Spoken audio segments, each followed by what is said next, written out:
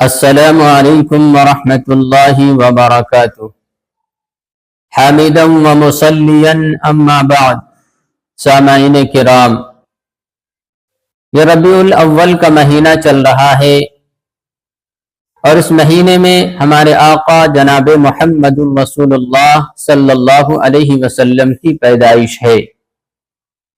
اس بات پر جمہور کا اتفاق ہے کہ آپ کی ولادت باسعادت ماہ ربیع الاول میں اس سال ہوئی جس میں اصحاب فیل نے بیت اللہ پر حملہ کیا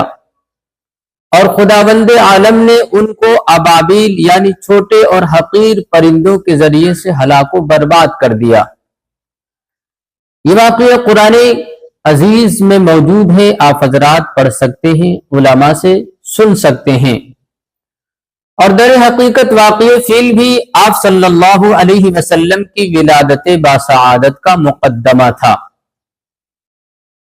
بعض مؤرخین نے لکھا ہے کہ واقعہ فیل 20 اپریل 571 میں ہوا،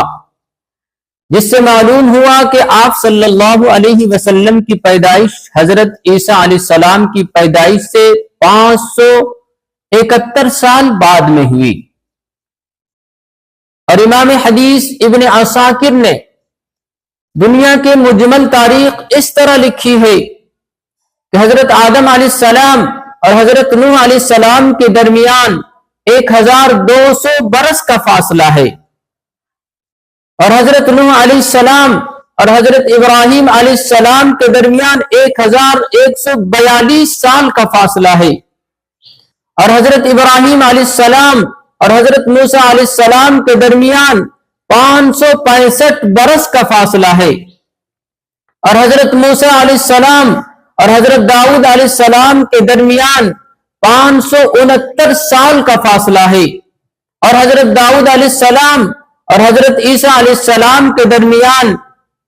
1356 سال کا فاصلہ ہے، اور حضرت عیسیٰ علیہ السلام اور خاتم الانبیاء جناب محمد رسول اللہ صلی اللہ علیہ وسلم کے درمیان 600 برس کا فاصلہ گزرا ہے، اور حضرت آدم علیہ السلام کی مشہور قول کے موافق ان کی عمر 40 کم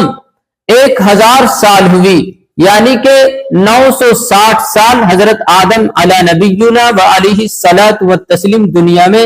رہ کر گزر گئے ہیں، رہ کر چلے گئے ہیں۔ ان کی عمر 960 سال کی عمر حضرت آدم علی نبینا و علیہ الصلاۃ والتسلیم نے دنیا میں گزارے ہیں۔